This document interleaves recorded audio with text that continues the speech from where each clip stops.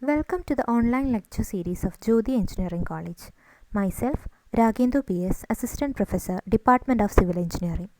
Today, we are going to see the second portion of our topic, Safety Management. So, in the previous lecture, we have studied about the importance of safety management. Today, we will see how the safety programs are implemented in the field. So, let us move on to the video. So now let's discuss about the implementation of safety programs. The safety programs include 19 different points to be observed by the health and safety management. So they are health and safety policy, project specific health and safety planning, resources, roles, responsibilities and authority, competence, training and awareness, health and safety communication, health and safety reporting, operations control, permit to work systems, design and engineering, certification of plant and machinery, lifting tools and tackles, subcontractor management, fire prevention and control, access control, safety of visitors, traffic and logistics management, performance monitoring and improvement, reward and repairment, promoting a positive health and safety culture, integration with other management systems. So let's see what all these things means one by one. So the first one is health and safety policy. So each project will be having a specific health and safety policy. This health and safety policy will be developed by the owner, contractor and consultant together or separately. This is a form of a written statement prescribing the health and safety policy of the organization. So this health and safety policy conveys an idea about the management commitment and intent of the organization towards the health and safety. It also provides a framework for establishing, maintaining and periodically reviewing the health and safety objectives and targets. The policy shall be communicated to the stakeholders through display and other means. The policy shall be displayed in local languages which may be understood by majority of the workmen. So the next one is project specific health and safety planning. So a project specific health and safety plan shall be developed by the main construction agency and submitted to the owner or client and the consultants for approval.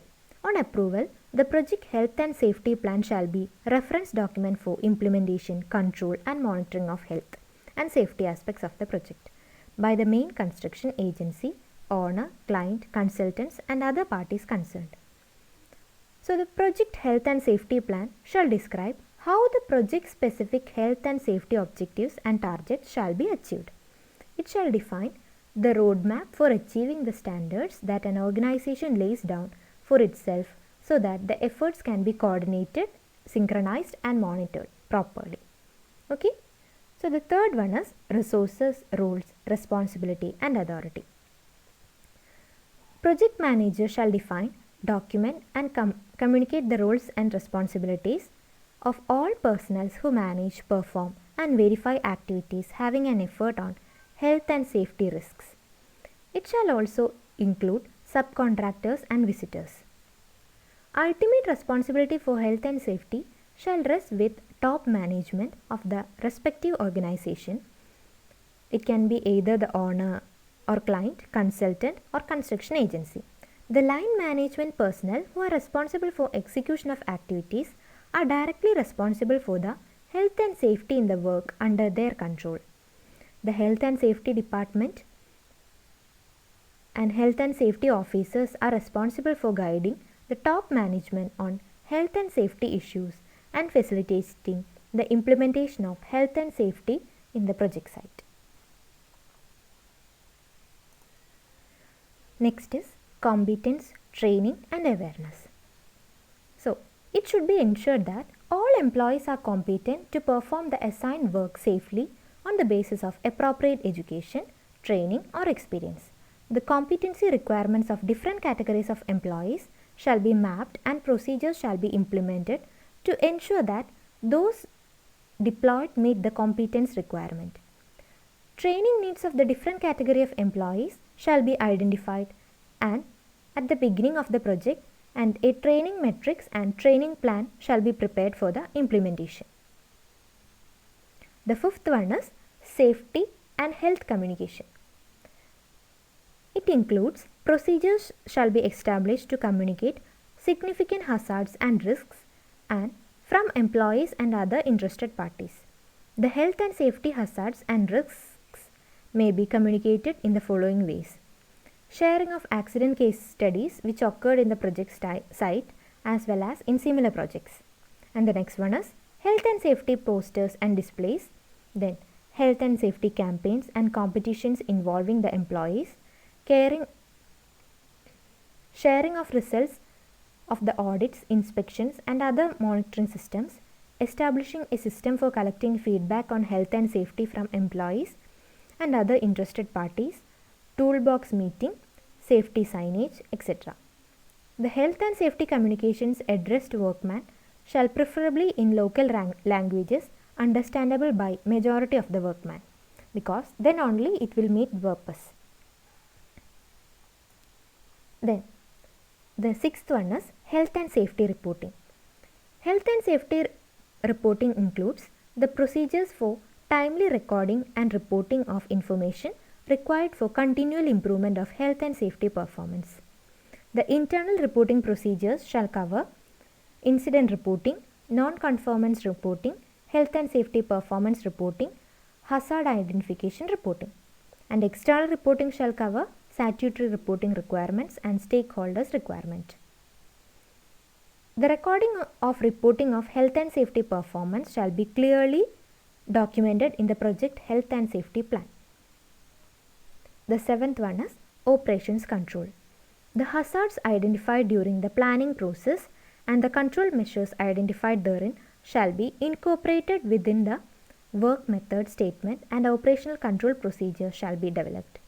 These procedures shall form single point guideline from the frontline employees in executing the job in a safer manner. The procedures shall include the legal and other requirements, control measures identified to bring down the risk level as low as reasonably practicable, and the measures to meet the project objectives and targets. The eighth one is permit to work systems. It includes the activities requiring permit to work shall be decided before starting the construction and shall be suitably documented in the project health and safety plan. Some of the activities which may require permit to work are excavation, entry to confined spaces, hot work, industrial radiography, working at a particular height, working during the night time, etc. The project team may establish a permit to work system for any other hazardous activity which they feel need to be controlled administratively for safe execution. The ninth one is design and engineering. So you might be familiar with this term, design and engineering. So design drawings, construction methodology and plans shall be reviewed to determine whether any additional risks may arise during the construction due to features in the design or methodology. So special attention should be given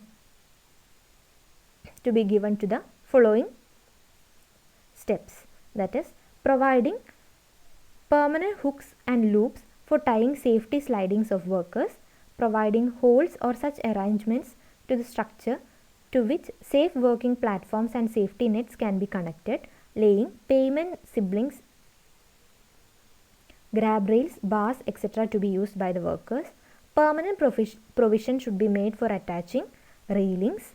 Durability of such safety related permanent design integrated elements and other safety practices required for the type of the work involved. And the 10th one is certification for plant and machinery. Lifting tools and tackles. Lifting appliances such as crane, hoist, derrick, winch, etc. and other equipments used for lifting materials, objects or building worker like ropes, chains, hooks, slidings, etc.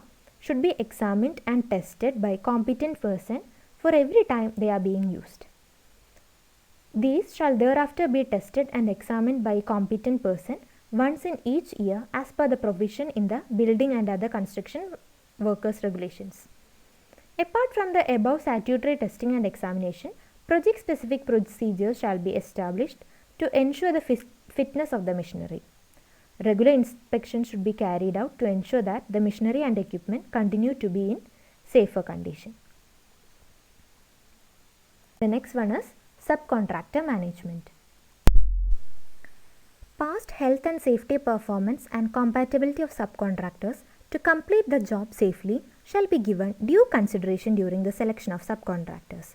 The project specific health and safety requirements shall be clearly communicated to the subcontractors and a commitment obtained by them on meeting requirements. The health and safety performance of subcontractors shall be monitored on a regular basis and necessary directive and support shall be given to achieve the set health and safety objectives and targets. So the next one is fire prevention and control. Fire prevention and control is of high importance in safety program. Hazard and identification and risk assessments conducted during the initial stage of the project shall identify the fire hazards from various activities and appropriate control measures. As per the identified risks, fire prevention methods such as controlling the ignition source, segregation of flammable material shall be implemented to prevent the fire. Fire facilities should be placed strategically such that they are accessible from any location without traveling long distances. Employees should be trained for fire prevention and firefighting measures on a regular basis. And the next one is access control. So it is always advisable to establish access control measures at the construction project to control the movement of workmen and visitors. Access control may be achieved by entry pass, barcoded cards, biometric systems and other means. So implementation of access control ensures that only competent and trained workmen are deployed for the work, and it also helps for monitoring the working hours of employees, and in terms of any emergency situations, it will be easy to obtain the number of people engaged in the work. Next one is safety of visitors. So, visitors for the project shall be given health and safety introduction before they are allowed to enter the construction field. It shall include the minimum personal protective equipment to be used, hazards and risks at the work area, restricted areas of entry and other emergency response arrangements. So, visitors shall not be allowed in the dangerous areas unless they are competent and trained to work in such areas. And the 15th one is traffic and logistics management. Traffic management plan shall be prepared as part of the project health and safety plan at the initial stage of the project to manage this traffic inside the project site. So, it includes measures for segregation of pedestrian and vehicle traffic, establish project specific traffic rules, managing the traffic flow, then managing the flow of traffic such that reversing can be avoided as far as possible, use traffic control devices such as road humps, convex mirror, delineators, etc. And the next one is performance monitoring and improvement. So this is also of due importance in safety program. The health and safety program monitoring and measurement procedure shall be provided for both qualitative and quantitative measures appropriate to the project, monitoring the extent to which the project health and safety objectives are met, proactive measures for compliance that measures compliance with health and safety plan, operational control procedures and legislation, reactive measures for performance to monitor accidents, ill health and non-conformances, etc. And the next one is reward. Reward is also important to acknowledge and encourage good health and safety of the workers. Project specific reward and repayment system shall be prepared as part of the project health and safety plan. Next one is promoting a positive health and safety culture. The owner, client, consultant and construction agency shall jointly endeavor to promote positive health and safety culture to the project.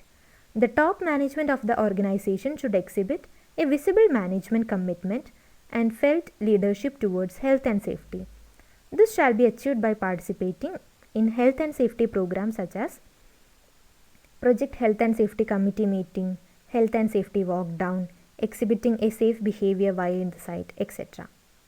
And the last one is integration with other management systems.